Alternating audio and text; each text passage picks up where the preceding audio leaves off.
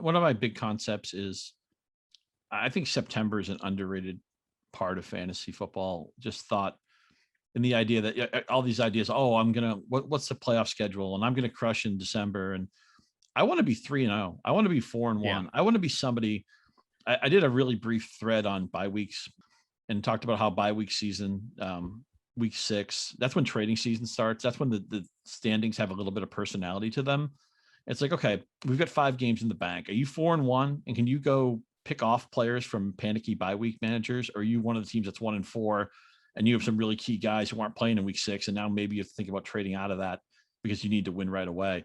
I want leverage, and leverage comes from having a team that you can play early in the season. I was not one of the guys, and I realize it's really convenient for me to pick out Michael Thomas, but I was not one of the guys who said, oh, draft Michael Thomas last year and you'll have this, wide receiver 1 in the middle of the season. I just never looked at it that way. I realize this is apples and oranges with him and Godwin, because maybe Godwin can't contribute early, but I think you're going to have guys get hurt anyway. Injuries are going to find you. I don't like to draft into injuries unless I get a really nice discount. And some people will say, hey, wait, at Yahoo, you're getting that great Godwin discount. So I'll try to be open-minded to that, but I don't want to draft him where I would normally draft a wide receiver starter. I would only be comfortable drafting Godwin when he was ostensibly a bench player for me.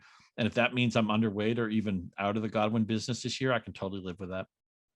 Yeah, I mean, just in my rankings, like I've got him. I mean, I do definitely have him pretty buried for sure, but I don't want to be taking him in the same range where guys like Amon-Ra St. Brown go, Rashad Bateman, Elijah Moore, Jerry Jeudy, Brandon Ayuk, Gabe Davis, Darnell Mooney, even Michael Thomas, who's at least going to roll out there in week 1. Like we think, I mean, he does have a hamstring injury, but those guys we're going to get the answer on real quickly. Now I am looking at my ranks. I have to say this. I have to jump in here and say this. One of the sites that was calling us out for Godwin being misranked, I believe their ADP has St. Brown like 40 or 50 slots below Godwin. I think that's absurd.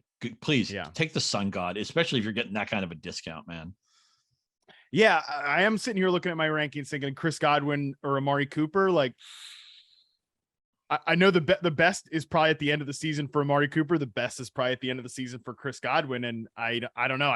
I like Chris Godwin better as a player. So that is one I got to think. I got to think about that one. So maybe I can get him from 94th overall or whatever. We've got him to like 91st. I don't know. So how low was Godwin for you receiver wise? Is 35, 30, 40? Where is he? Initially I had him 38. Okay. I think he's got to be, I think 33, 34 is kind of the range for him. Like, would you rather have Adam Thielen or Chris Godwin?